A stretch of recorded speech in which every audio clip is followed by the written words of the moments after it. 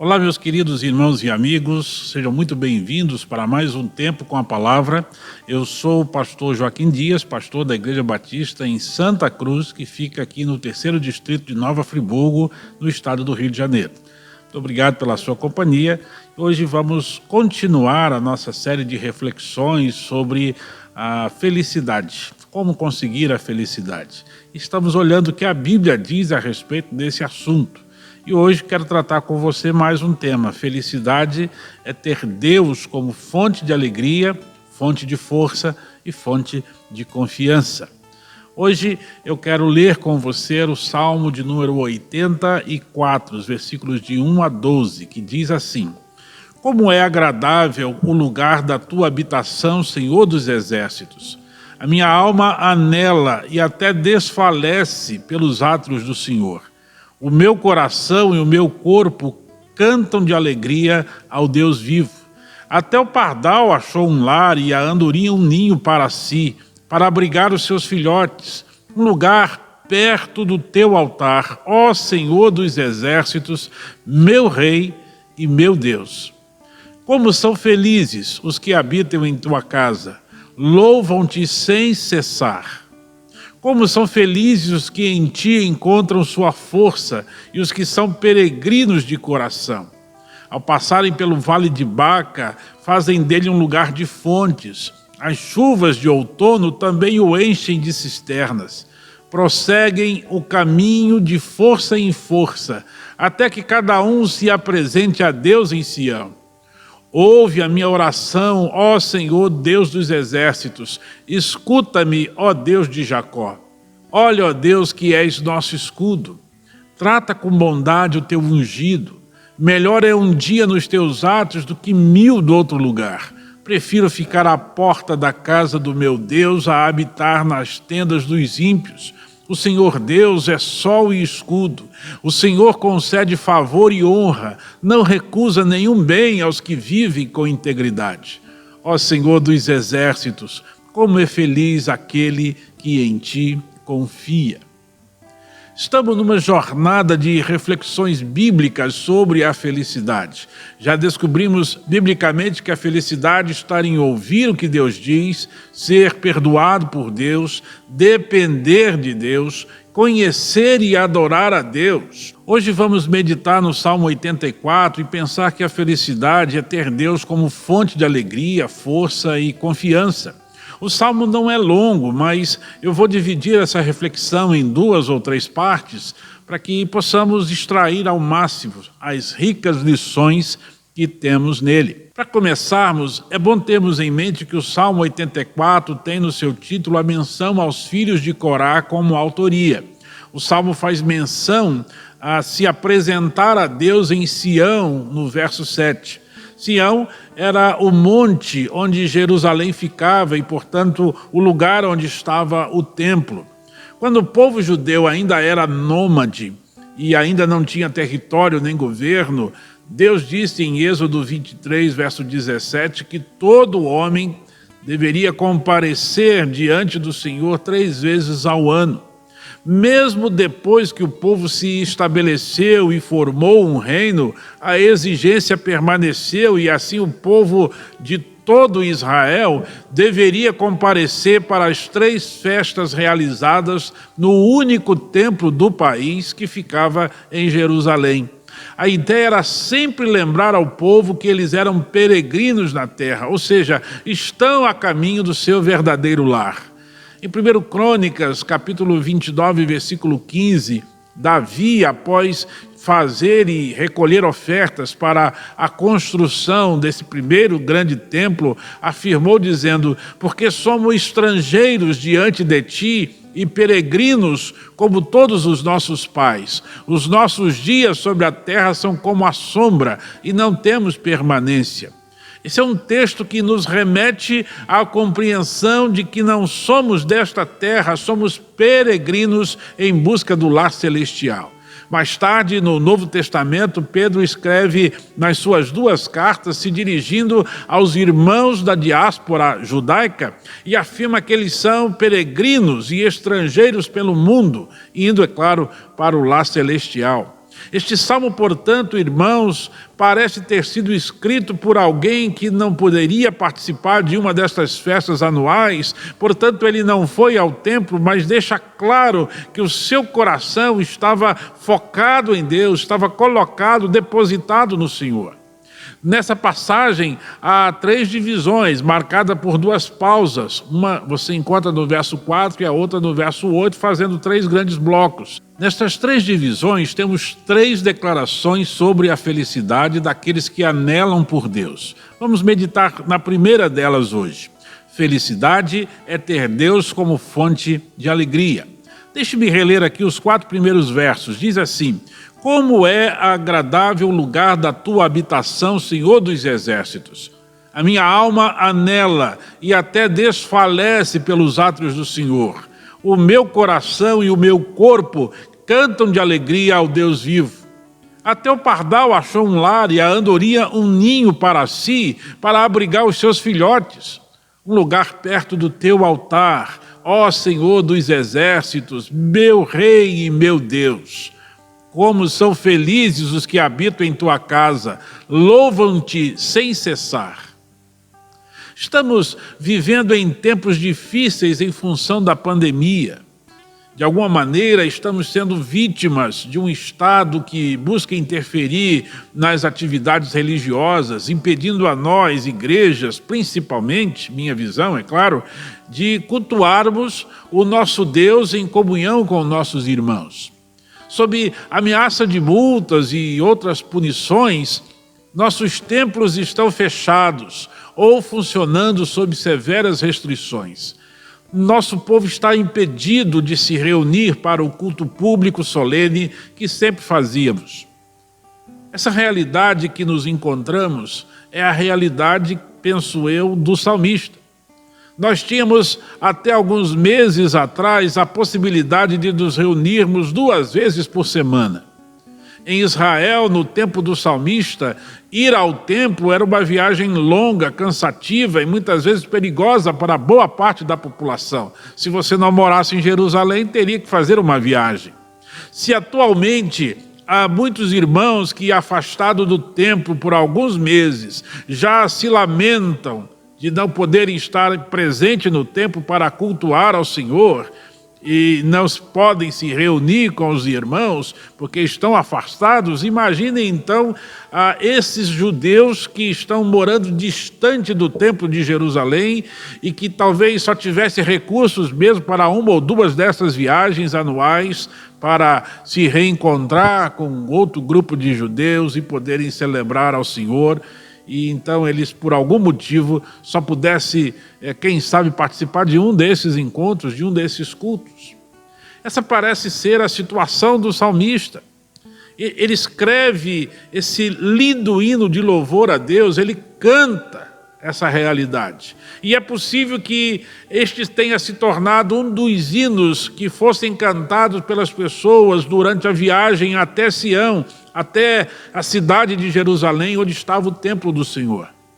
O salmista exalta o local de culto, o templo.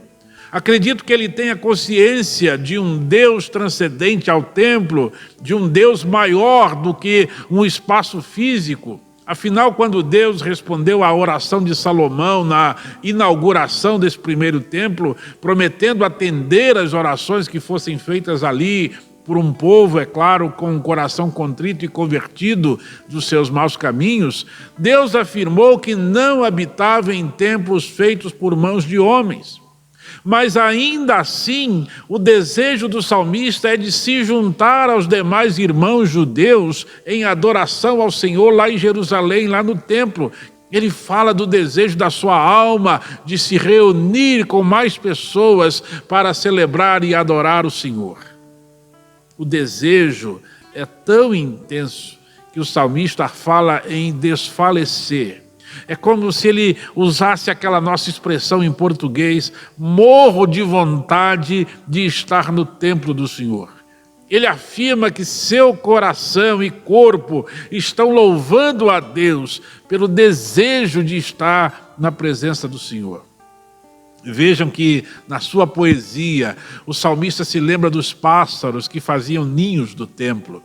Eles moravam no templo, estavam perto do altar do Senhor, perto do local de culto. Até a natureza, segundo esse salmista, está interessada e desejosa de se manter perto das coisas de Deus. Os pássaros estão aqui nos dando uma lição importantíssima. Eles encontraram na casa do Senhor, no templo, um espaço para criar e cuidar dos seus filhotes.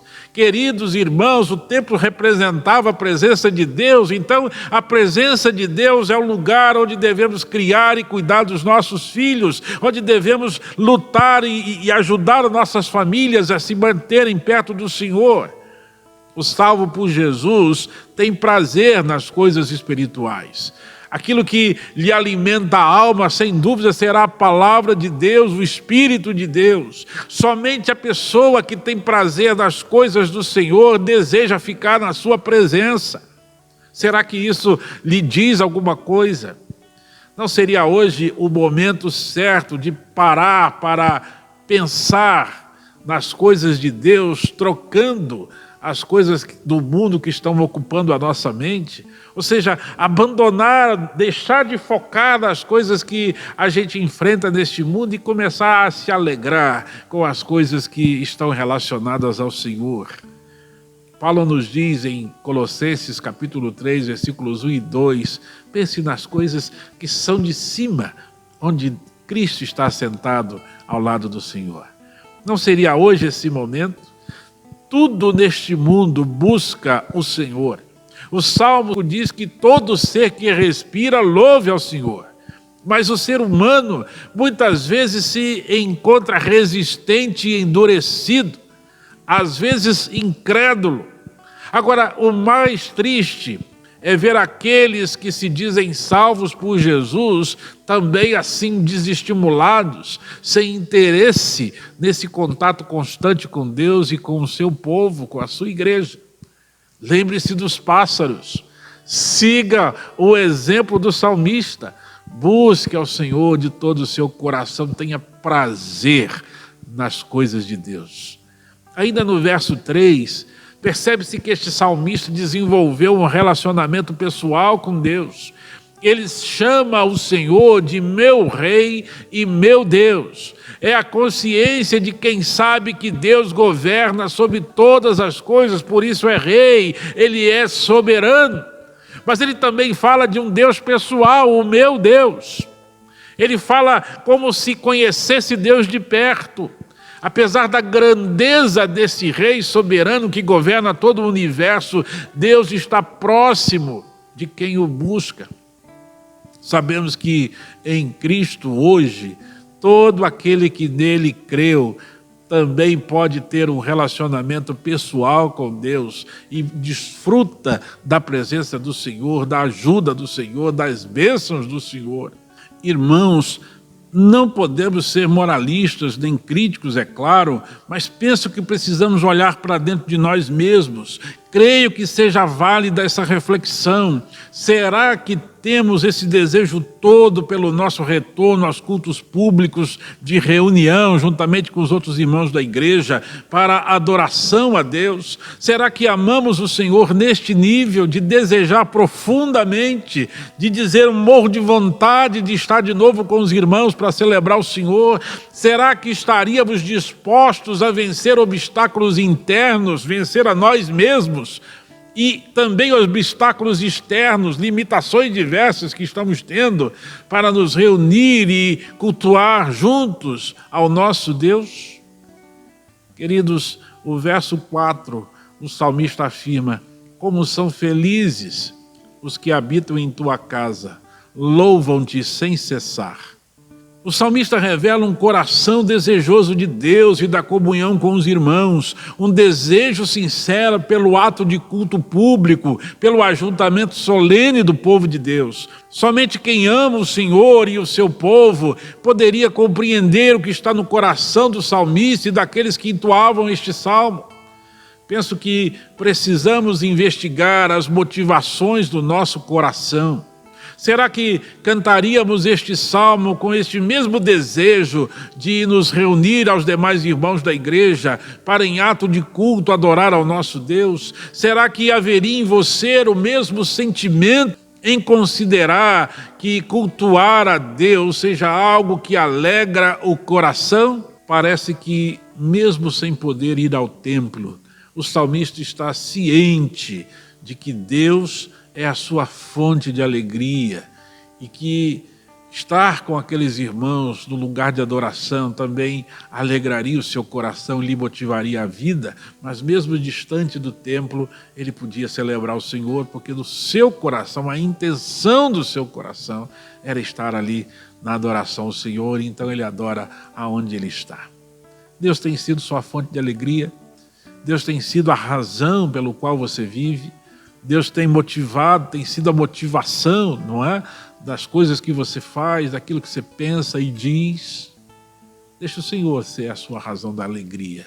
Eu quero convidar você a orar sobre isso. Feche os seus olhos. Senhor nosso Deus, obrigado pela Tua palavra. Obrigado por este salmo tão maravilhoso, tão lindo, em que o salmista nos mostra do seu prazer, da sua alegria, que é o Senhor, que é confiar no Senhor, que é andar do seu lado.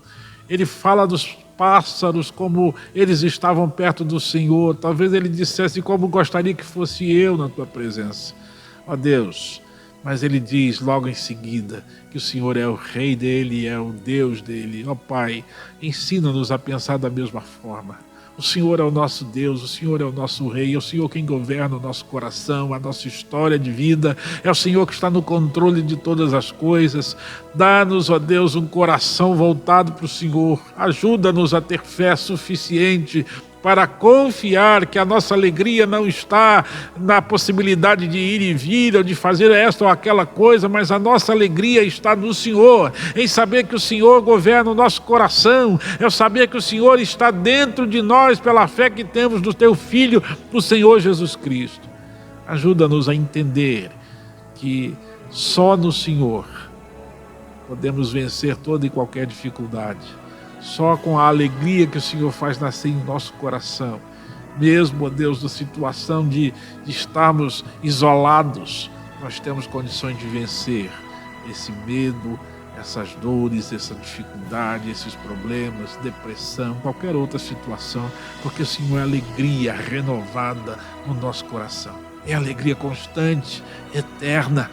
Nós agradecemos, Senhor, pela Tua presença.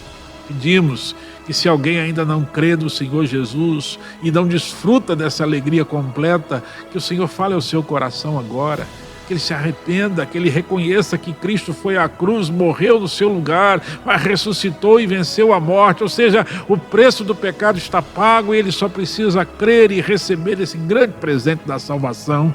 Ó Deus, clamo por essas vidas que ainda não têm Jesus, mas também clamo pelos meus irmãos em Cristo, aqueles que fielmente confiam no Senhor, desejam muito celebrar o Teu nome, estão fazendo isso em casa, estão com os corações alegres pela Tua presença nas suas vidas, nas suas famílias, mas também querem e muito estar junto com os demais irmãos da Tua igreja, no templo do Senhor, também servindo e adorando o Senhor.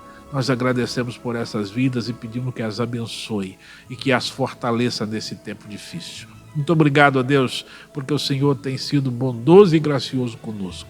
Nos lembramos das vidas que estão carecendo da Tua misericórdia, da cura do Senhor, da intervenção do Senhor nesse tempo. Pedimos que o Senhor os abençoe, que o Senhor possa manifestar a Tua graça e glória sobre a vida de cada um que nos ouve e nos assiste e sobre seus familiares também.